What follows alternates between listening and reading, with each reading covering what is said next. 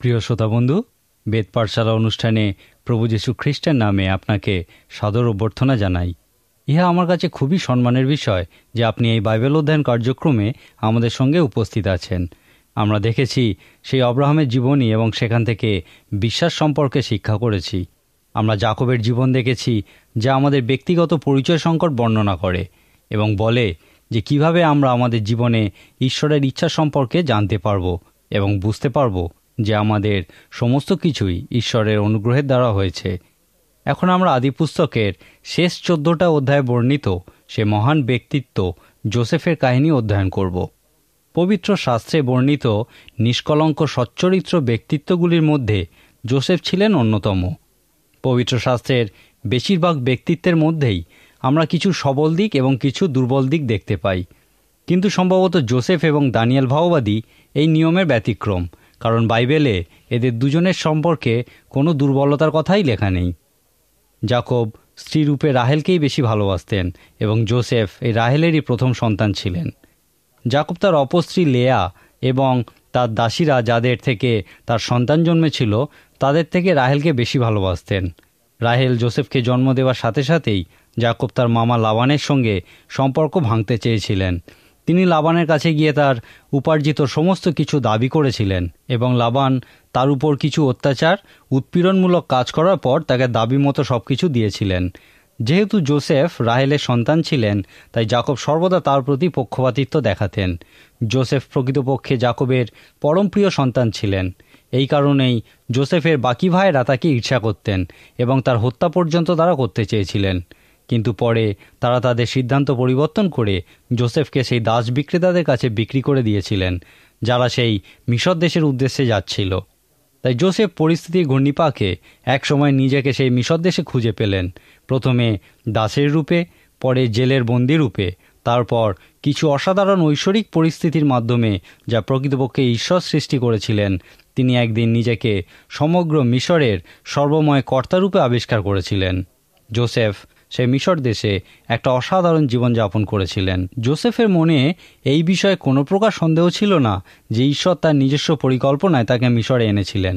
অবশ্যই ঈশ্বর সর্বজ্ঞ বলেই তিনি জানতেন যে একটা মহা দুর্ভিক্ষ হবে। তিনি জানতেন যে সেই দুর্ভিক্ষের কারণে তার সৃষ্ট সেই বিশেষ লোকেরা, যাদের মধ্য দিয়ে তিনি পৃথিবীতে মসীহ রূপে মানুষকে পাপ থেকে পরিত্রাণ দেওয়ার জন্য আসার পরিকল্পনা করেছিলেন, তারা ধ্বংস হবে। আদি পুস্তকে যখন আমরা যোসেফের এই কাহিনী অধ্যয়ন করি, এখান থেকে আমরা ঈশ্বরের সেই দূরদর্শিতা বিষয়ে জ্ঞান লাভ করি। পবিত্র শাস্ত্রে 14টি অধ্যায় ব্যবহার করা হয়েছে যোসেফের এই অসাধারণ কাহিনী বর্ণনা করার জন্য। একজন মানুষের কাহিনী বর্ণনা করার জন্য বাইবেলে 14টা অধ্যায় ব্যবহার করা হয়েছে কেন? অবশ্যই যোসেফের কাহিনীতে একটা গভীর গুরুত্বপূর্ণ উপদেশ থাকা উচিত। এই বিশেষ উপদেশ নতুন নিয়মের একটি পদে সংক্ষেপে বর্ণনা করা হয়েছে এবং সেই পদটি রোমীয় পুস্তকের 4 অধ্যায় 28 পদ, যেখানে লেখা আছে, আর আমরা জানি যারা ঈশ্বরকে প্রেম করে, যারা তার সংকল্প অনুসারে আহুত, তাদের পক্ষে সকলেই মঙ্গলার্থে একসঙ্গে কার্য করিতেছে। এই পত্রী ঈশ্বরের লোকেদের কাছে হাজার হাজার বছর ধরে ঈশ্বরের আশীর্বাদ ও সান্ত্বনা বহন করে নিয়ে আসছে। এই পত্রে এইভাবেও বলা যায় যে যদি আমরা ঈশ্বরকে ভালোবাসি এবং তার পরিকল্পনা অনুযায়ী চলি, তাহলে আমাদের জীবনে সমস্ত কিছুই মঙ্গলার্থে ঘটবে। যোসেফের কাহিনী আমাদের কাছে এই উপদেশই প্রকাশ করে। যোসেফের কাহিনী থেকে আমরা যে উপদেশ পাই তার একটা গুরুত্বপূর্ণ দিক আমরা একটা শব্দের মাধ্যমে সংক্ষেপে প্রকাশ করতে পারি। সেই শব্দটি হলো অনুগ্রহ। আমরা যাকবের কাহিনীতে এই অনুগ্রহের বিষয় দেখেছি। অনুগ্রহ শব্দের অর্থ ঈশ্বরের সেই আশীর্বাদ যা পাবার আমরা যোগ্য ছিলাম না বা আমরা যা অর্জনও করতে পারি না, ইহা আমাদেরকে দেওয়া হয়েছে। যাকব এই অনুগ্রহের দৃষ্টান্ত স্বরূপ হয়েছিলেন, কারণ তিনি শিখেছিলেন যে শুধুমাত্র ঈশ্বরের অনুগ্রহেই তিনি তার আশীর্বাদ লাভ করেছিলেন। সেই জন্য ঈশ্বর তাকে জাগতিক এবং আত্মিক দুটি দিকেই প্রচুর আশীর্বাদ করেছিলেন।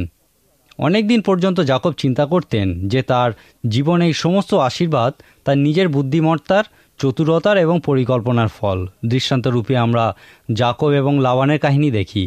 লাবানের সঙ্গে যাকবের বেতন সংক্রান্ত একটা চুক্তি হয়েছিল। তাদের মধ্যে ইহা স্থির হয়েছিল যে পশুদের মধ্যে সকল বিন্দু চিহ্নিত, চিত্রাঙ্গ এবং কৃষ্ণবর্ণ পশুগুলি যাকবের বেতনরূপে লাবান তাকে দেবে এবং বাকি পশুপাল লাবানের থাকবে। আর আমরা দেখি লেখা আছে, যাকব লিবনি, লুস ও আরমন বৃক্ষে সরস শাখা কাটিয়া তাহার ছাল খুলিয়া কাষ্ঠের শুষ্ক রেখা বাহির করিলেন। পরে যে স্থানে পশুপাল জল পানার্থে আইসে সেই স্থানে পালের সম্মুখে নিপানের মধ্যে ওই ত্বকশূন্য রেখাবিশিষ্ট শাখা সকল রাখিতে লাগিলেন। আর সেই শাখার নিকটে তাহাদের গর্ভধারণ প্রযুক্ত রেখাঙ্কিত ও বিন্দু চিহ্নিত ও চিত্রাঙ্গ বৎস জন্মিত। এইভাবে যাকব চিন্তা করতেন যে তার নিজের পরিকল্পনায় তার পশুপাল বৃদ্ধি লাভ করেছিল, কিন্তু শেষে ঈশ্বর তাকে বলেছিলেন, যাকব, এই সমস্ত কিছুই আমার অনুগ্রহের ফল, ইহা তোমার পরিকল্পনার ফল নয়। যখন যাকব তার জ্যেষ্ঠ ভ্রাতা এসোর সাথে মিলিত হয়েছিলেন, আমরা দেখি যে তিনি এই অনুগ্রহ বিষয়ে শিক্ষালাভ করেছিলেন এবং বলেছিলেন, ঈশ্বর আমার প্রতি অনুগ্রহ করিয়াছেন এবং আমার সকলই আছে। যাকবের জীবনে অনুগ্রহ আমরা তার সন্তান সন্ততি, দাস দাসী, পশুপাল সমস্ত কিছুর বৃদ্ধির মাধ্যমে দেখতে পাই। যোসেফও এই একই সত্য তার জীবনের মধ্য দিয়ে ব্যাখ্যা করেছেন, কিন্তু তা অন্যভাবে করেছেন। যোসেফ এইভাবে ইয়া ব্যাখ্যা করেছেন যে যোসেফ নিজেকে একটা সংকটময় পরিস্থিতিতে আবিষ্কার করেছিলেন। তিনি একজন কৃতদাস ছিলেন, তিনি কারাগারে ছিলেন, তিনি বিভিন্ন সংকটময় পরিস্থিতির মধ্যে দিয়ে গমন করেছিলেন। তার কারণ এই নয় যে তিনি ওইসবের উপযুক্ত ছিলেন বা নিজের কর্মফলে অর্জন করেছিলেন, কিন্তু যেন ঈশ্বরের গৌরব হয় সেই জন্য তিনি ওই সমস্ত পরিস্থিতির মধ্যে দিয়ে গমন করেছিলেন। ঈশ্বর তার অনুগ্রহেই যোসেফকে এই শক্ত জীবনযাপনের আহ্বান করেছিলেন, কারণ ঈশ্বর তার পরিকল্পনা অনুযায়ী তাকে মিশরে প্রতিষ্ঠিত করতে চেয়েছিলেন। ঈশ্বর তার লোকেদের উদ্ধার করার জন্য, তাদের ক্ষুধা বিলুপ্তি থেকে রক্ষা করার জন্য যোসেফকে সমস্ত পরিস্থিতিতে স্থির থাকার অভিজ্ঞতা সঞ্চয়ের জন্য তিনি তাকে ওই সমস্ত পরিস্থিতির মধ্যে দিয়ে গমন করিয়েছিলেন। এখন আমরা যোসেফের জীবন থেকে আমাদের জীবনে প্রয়োগের জন্য কিছু আধ্যাত্মিক আবেদন বিষয়ে দেখব। প্রথমেই আমরা দেখি যোসেফের সঙ্গে তার পিতার এবং তার ভাইদের সম্পর্ক কীরকম ছিল। ইহা কোনোভাবেই আদর্শ সম্পর্ক ছিল না। আমরা প্রত্যেকেই জানি যে আমাদের কারোরই কোনো একটি সন্তানের প্রতি পক্ষপাতিত্ব থাকা উচিত নয়। যেহেতু যাকব যোসেফকে তার প্রিয় সন্তান বলতেন এবং তার প্রতি বিশেষ নজর দিতেন, তাই যাকব একজন আদর্শ পিতা ছিলেন না। ইহা যোসেফের পক্ষে এবং তার ভাইদের পক্ষেও অনুকূল ছিল না।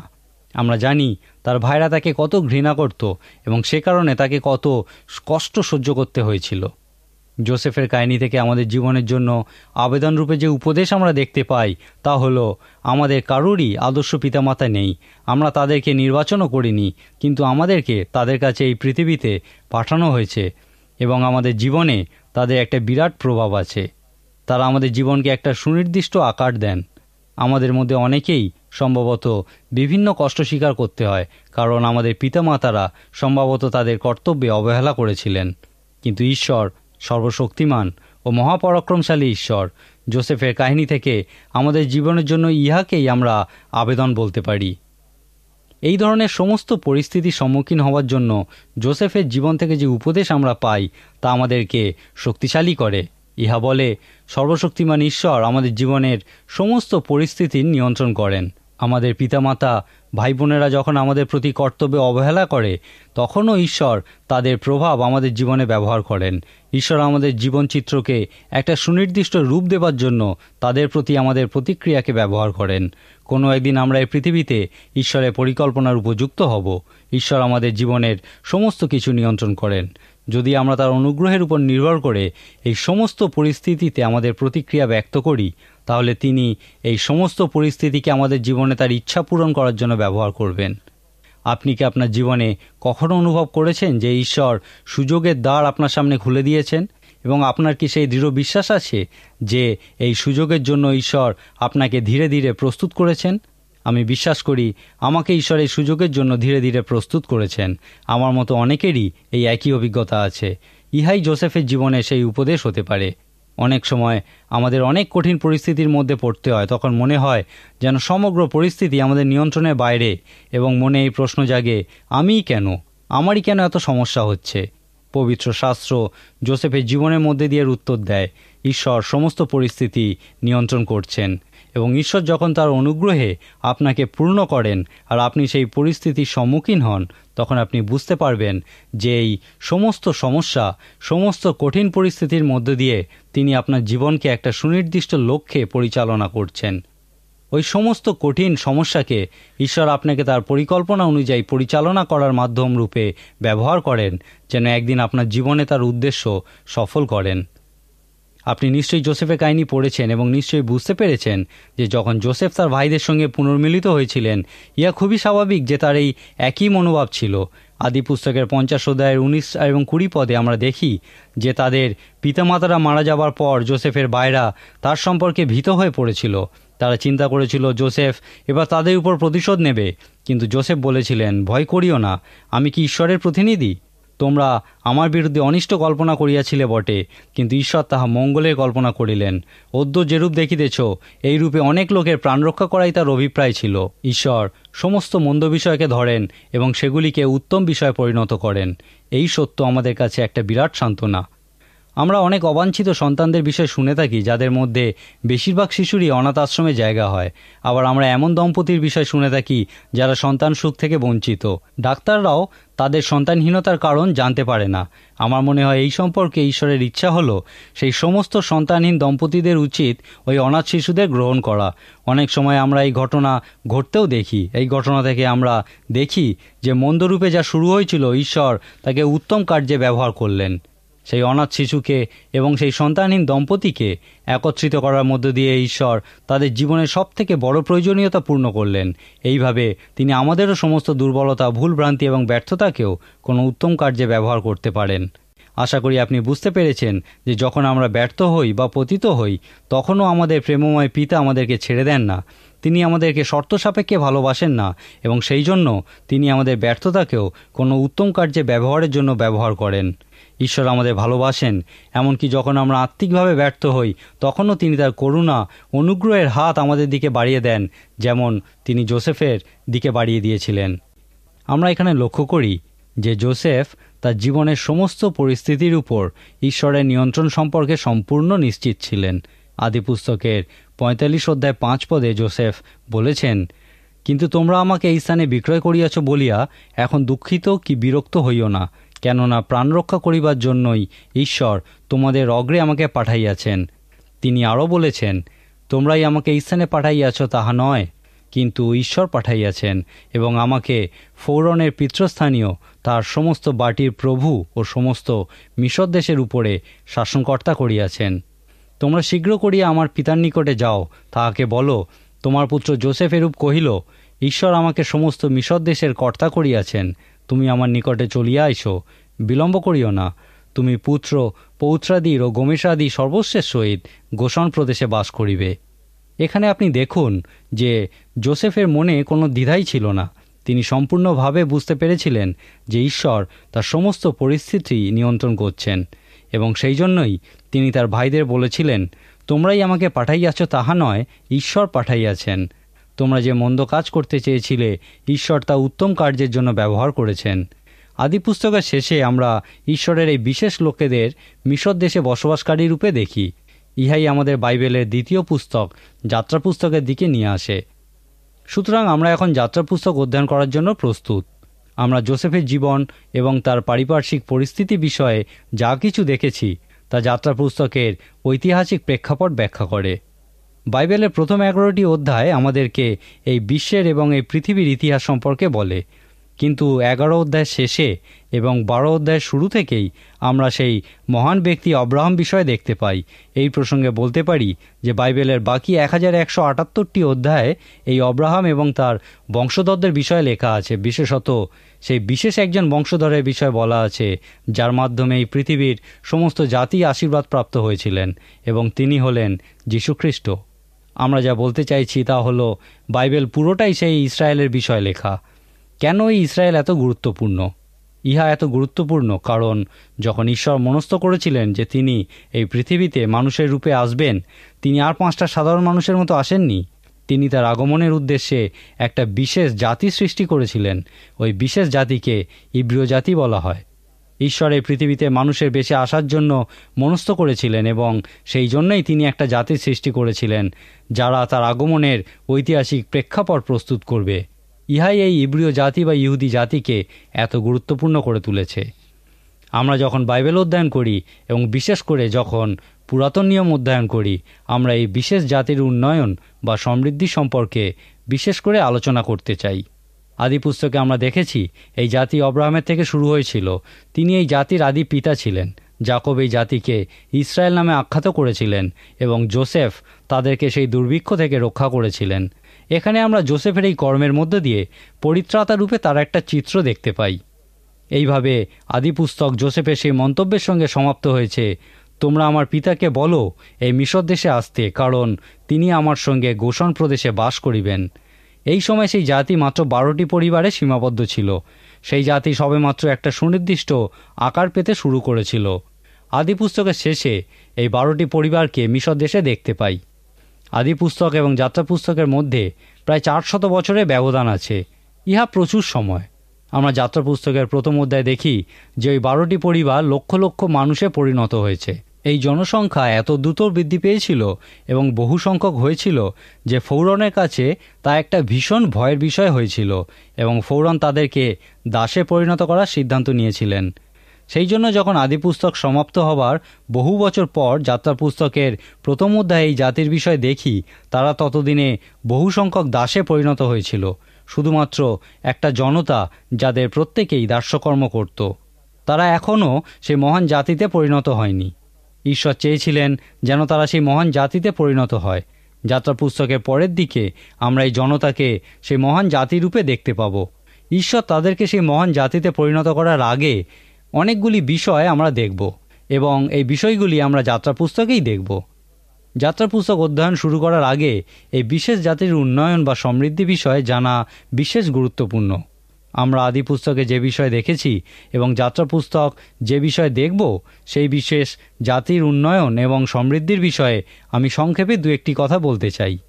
এই বিশেষ জাতির উৎস এবং আরম্ভ ঈশ্বর থেকেই হয়েছিল। ঈশ্বর তাদেরকে তার লক্ষ্য পূরণের উদ্দেশ্যে এই পৃথিবীতে এনেছিলেন। তার মুখ্য উদ্দেশ্য ছিল এই জাতির মধ্য দিয়ে তিনি মসীহ রূপে পৃথিবীতে আসতে চেয়েছিলেন। যদিও এই জাতির প্রকৃত উৎস ঈশ্বর ছিলেন, কিন্তু তারা আদমের মাধ্যমে এই পৃথিবীতে এসেছিলেন। আদিপুস্তকের 1 থেকে 3 অধ্যায়ে এই বিষয়ে বর্ণনা করা হয়েছে।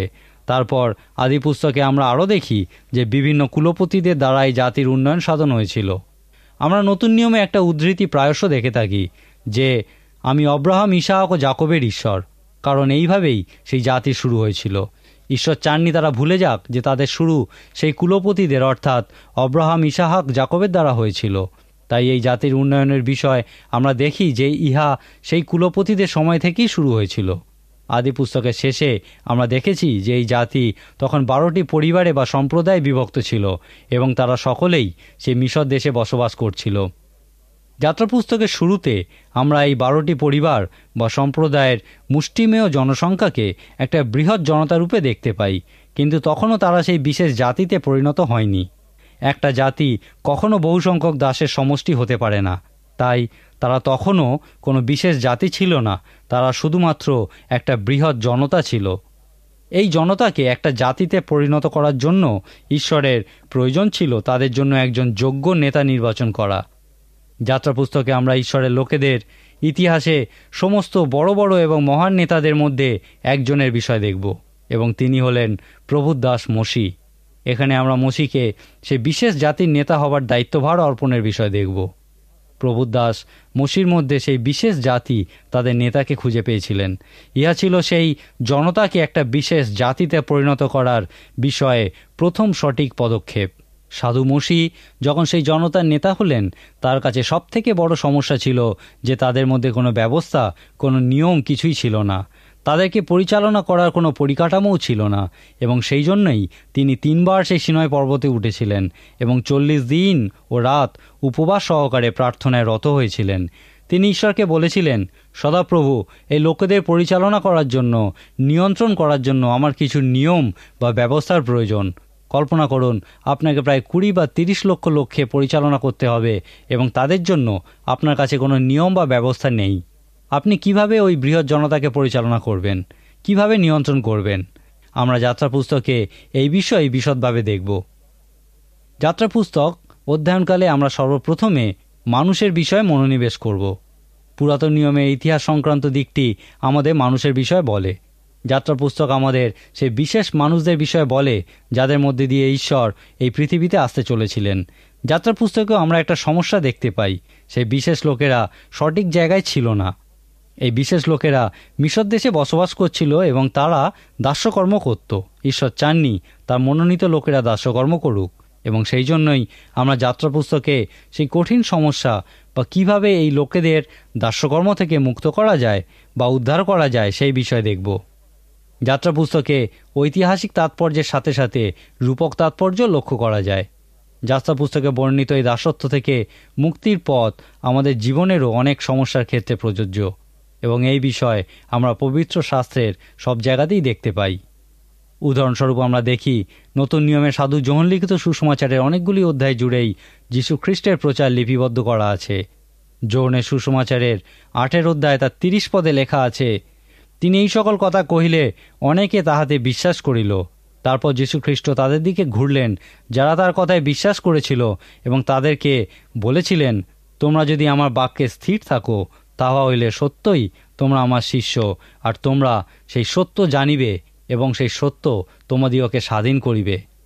তাদের মধ্যে কেউ কেউ যীশুখ্রিস্টকে জিজ্ঞাসা করেছিলেন, আপনি স্বাধীন করার বিষয়ে কি বোঝাতে চাইছেন? আমরা তো দাস নই। যীশুখ্রিস্ট তখন উত্তর দিয়ে বলেছিলেন, অবশ্যই তোমরা দাস। যে কেউ অবিরত পাপ কাজ করে সে পাপের দাস। যে কেউ অবিরত পাপ করে সে যা ইচ্ছা করে তা করে না, কিন্তু সে তা করতে বাধ্য হয়, এবং এই জন্যই সে স্বাধীন নয়। তিনি তাদেরকে আরও বলেছিলেন, যে কেহ পাপাচরণ করে সে পাপের দাস, আর দাস বাটিতে চিরকাল থাকে না, পুত্র চিরকাল থাকেন। অতএব পুত্র যদি তোমাদিওকে স্বাধীন করেন তবে তোমরা প্রকৃতরূপে স্বাধীন হবে। সেই স্বাধীনতার ঘোষণা যা আমরা পাপের দাসত্ব শৃঙ্খল থেকে রক্ষা পাওয়ার মধ্যে দিয়ে অনুভব করেছি, যাত্রা পুস্তকে সেই বিষয়েরই একটা রূপক চিত্র দেখতে পাই। যাত্রা পুস্তকে আমরা ঈশ্বরের লোকেদের সমস্যার একটা ঐতিহাসিক সমাধান দেখতে পাই। সেই সমস্যা ছিল দাসত্ব, এবং যাত্রা পুস্তকে আমরা দেখি কিভাবে ঈশ্বর সেই সমস্যার সমাধান করেছিলেন। মিশর থেকে বেরিয়ে আসার পথ কী ছিল? সেই দাসত্ব থেকে বেরিয়ে আসার পথ কী ছিল? ঈশ্বর সেই পথ ছিলেন। তিনি ছিলেন এই সমস্যার একমাত্র সমাধান। এখান থেকে যে আধ্যাত্মিক আবেদন আমরা দেখি তা হলো আপনার এবং আমার পাপ থেকে বেরিয়ে আসার পথ কী? কিভাবে আমরা পাপ থেকে মুক্তি লাভ করতে পারি? যাত্রা পুস্তকে আমরা সেই উদ্ধারের নিয়ম নীতি বিষয় দেখব, যার দ্বারা ঈশ্বরের লোকেরা সেই মিশর দেশের দাসত্ব থেকে মুক্তি পেয়েছিল। আজকের দিনে যদি আমরা সেই একই নিয়ম নীতি আমাদের জীবনেও প্রয়োগ করি, তাহলে আমরাও পাপের বন্ধন থেকে মুক্তি পাওয়ার পথ দেখতে পাব, এবং সেই সত্য দেখতে পাব যা আমাদেরকে পাপের পথ থেকে দূরে সরিয়ে রাখে। আজকের মতো আমাদের সময় এখানেই শেষ। পরের দিন আমরা আবার যাত্রা পুস্তক অধ্যয়ন শুরু করব। আপনি এই পুস্তকটি পড়া শুরু করুন, এবং যখন পড়বেন তখন নিজেকে এই 3টি প্রশ্ন করুন। ইহা কি বলতে চাইছে? ইহার অর্থ কি? এবং ইহা আমার জীবনে কি বলতে চায়, বা কিভাবে আমি ইহা আমার জীবনে প্রয়োগ করব? আপনি কি আপনার পাপের বন্ধন থেকে মুক্ত? ঈশ্বর আপনাকে এই কারণেই এই যাত্রা পুস্তক দিয়েছেন। যদি আপনি এই বিষয়ে আরও জানতে চান, তাহলে আজকেই পত্রের মাধ্যমে আমাদের সঙ্গে যোগাযোগ করুন, এবং আমরা আপনার জন্য যে অধ্যয়ন সহায়িকা পুস্তিকা প্রস্তুত করেছি তা চেয়ে পাঠান। ইহা আপনাকে এই পুস্তক সম্পর্কে আরও ভালোভাবে বুঝতে সাহায্য করবে। আশা করব আগামী দিনগুলিতেও আপনি আমাদের সঙ্গে এই বাইবেল অধ্যয়ন কার্যক্রমে উপস্থিত থাকবেন। আজ তাহলে এখানেই শেষ করি। ঈশ্বর আপনার মঙ্গল করুন।